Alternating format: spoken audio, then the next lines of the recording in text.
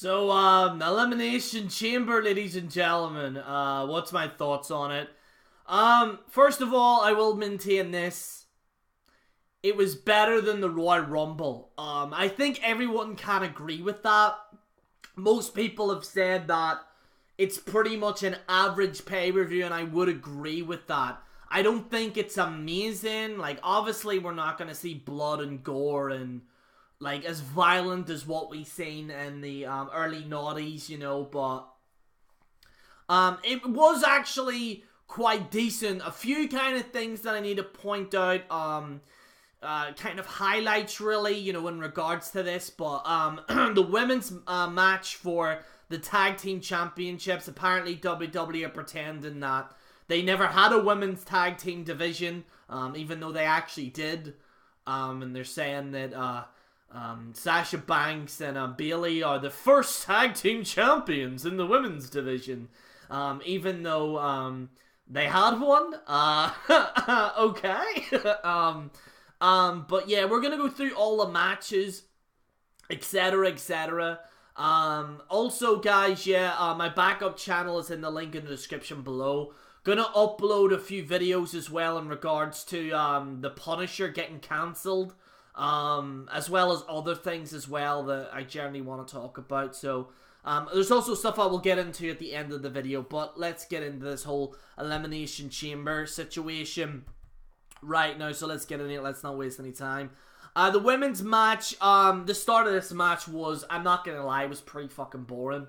Now it got better towards the end. There was good movesets. The two Australian girls, I forget their names, but they were actually quite funny. They kind of got that lay cool kind of vibe about them.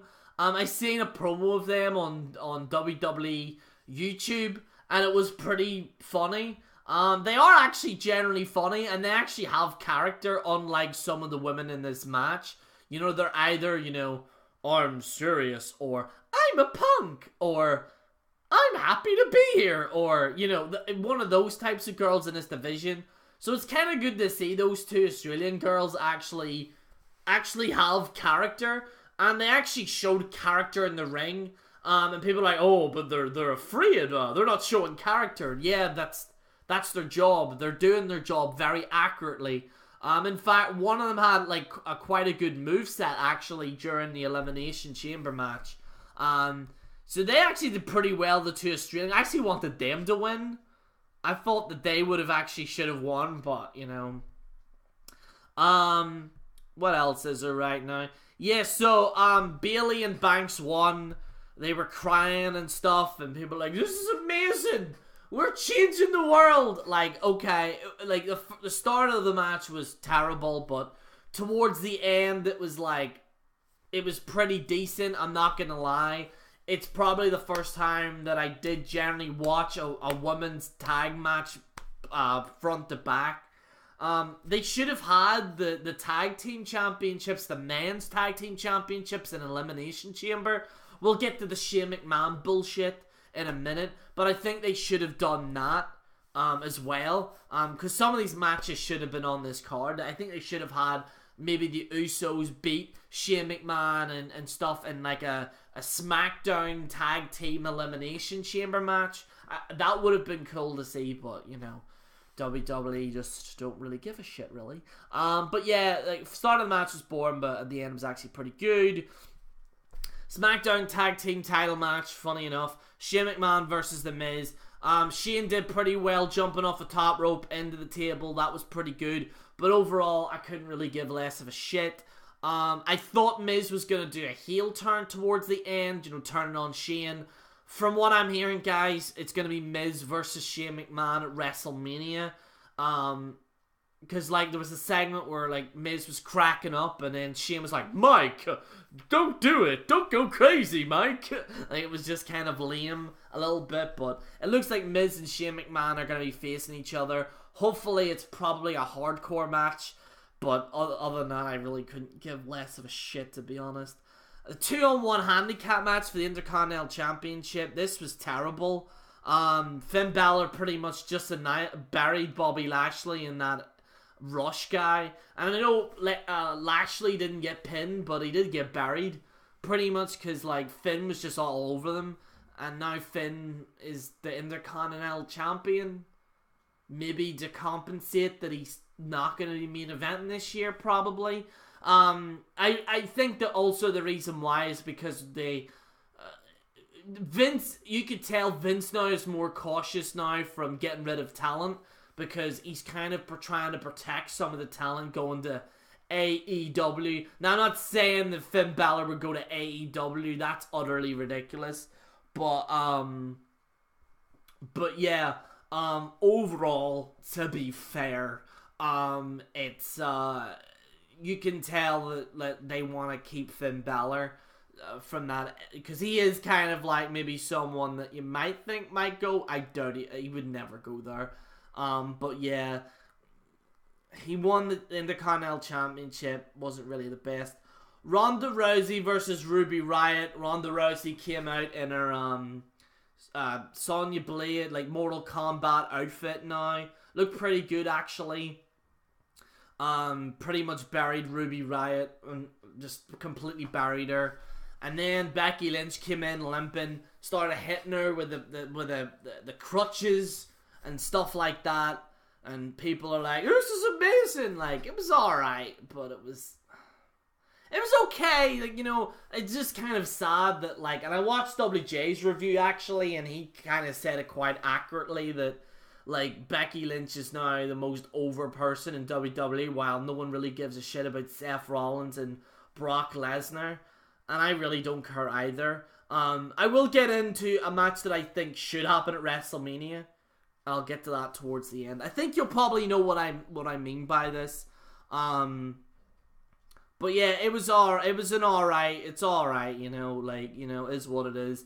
The no disqualification match versus Baron Corbin and Corbin versus Strowman just buried Strowman. They had Lashley and Drew McIntyre just bury Strowman, and like I said, I think because since Braun Strowman posted that post of a dead animal, it's just went. You all probably know what I mean, but he got backlash for, like, posting a dead deer on his Instagram. Since then, his career hasn't gone too well. So yeah, it was a shit match. Elimination Chamber match. It's very similar to the women's match. Was boring at the start. Jeff Hardy I actually wanted Jeff Hardy to win. I know Jeff was never gonna win, but Jeff actually did a good swanton bomb off the I think it was off the pod. No one talked about that. Everyone was talking about Kofi Kingston, but Jeff Hardy actually swanton bombed off it. It was pretty fucking cool. I actually wanted Jeff Hardy to win.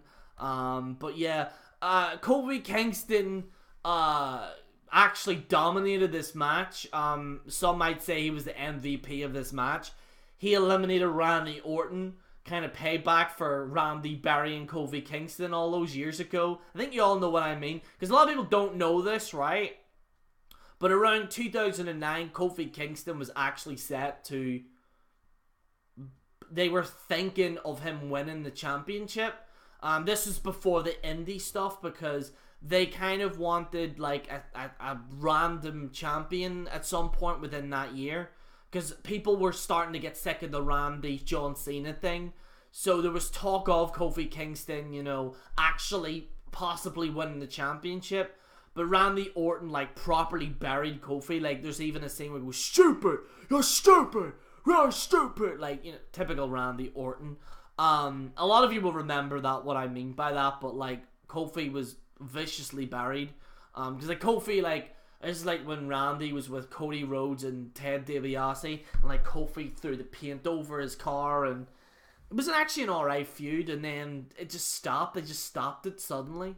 And then Kofi obviously went into the New Day. It was a pretty... Elimination Chamber match was actually pretty decent. Boring at the start, very similar to the women's match, but then it started kicking in, especially with Kofi Kingston versus Bryan. I mean, Stevie Wonder could see Bryan was going to win that match. But, like, people were all like, "Oh, could Kofi win?" Kofi was never gonna win.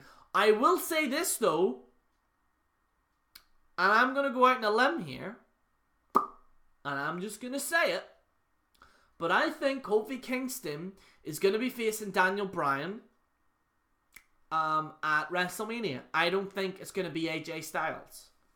I don't think it's going to be AJ Styles. I think it's going to be Kofi Kingston. I honestly, from this match, looking like some people are saying, no, they wouldn't do that. You gotta look at this, like, the ending of the pay-per-view had, like, and I hate the New Day. Like, I don't like the New Day.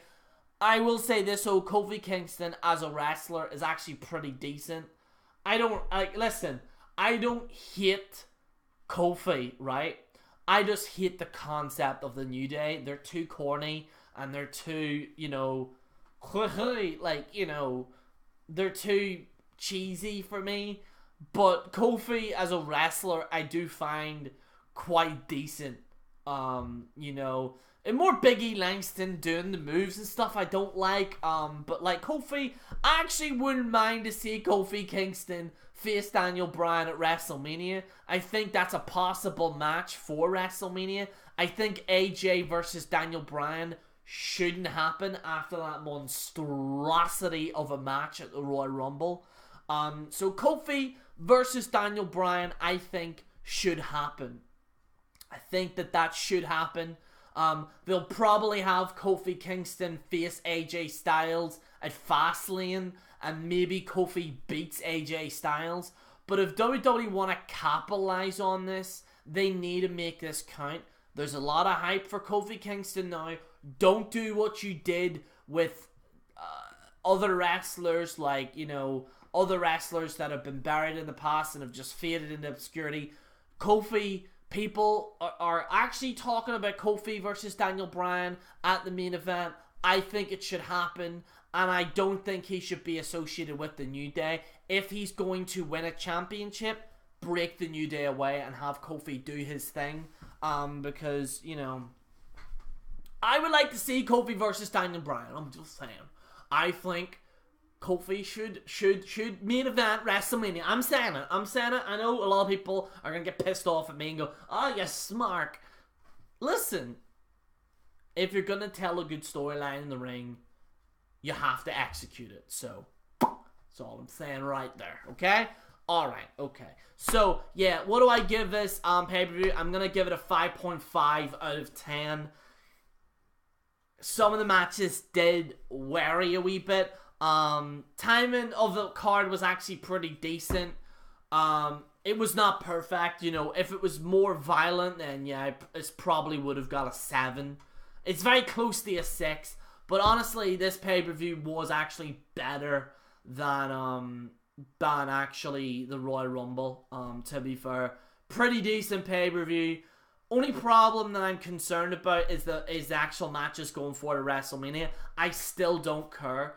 I might care if Kofi and Daniel Bryan's facing each other. I can't believe I'm saying that, but it's an interest. It's something new, because I think AJ versus Daniel Bryan shouldn't happen. I also think there should be consideration for Jeff Hardy to have a title run. Now, it shouldn't happen at WrestleMania. I don't think it should happen. Fuck, you could actually do that.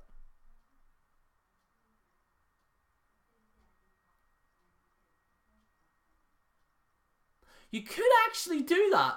Daniel Bryan, Jeff Hardy, and Kofi Kingston triple threat.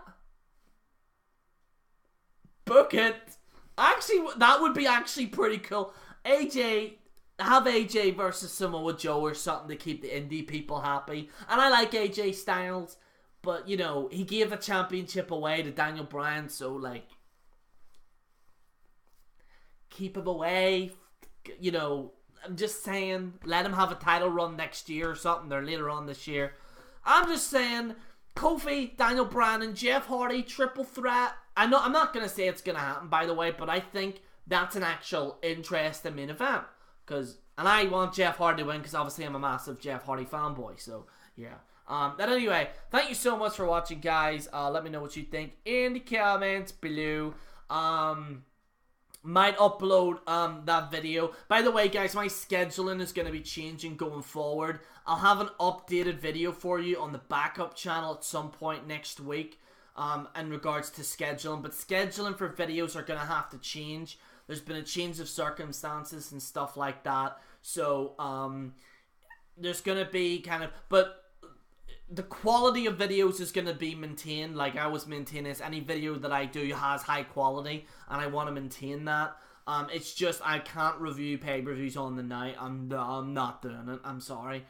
Even like top YWC people now aren't doing it now. Like they're just reviewing it the next day, and I think the last thing you guys want to see is a review straight after the pay-per-view after staying up for so long. So, anywho, thank you guys so much for watching. This is General Jerry on the General Jerry channel, signing out.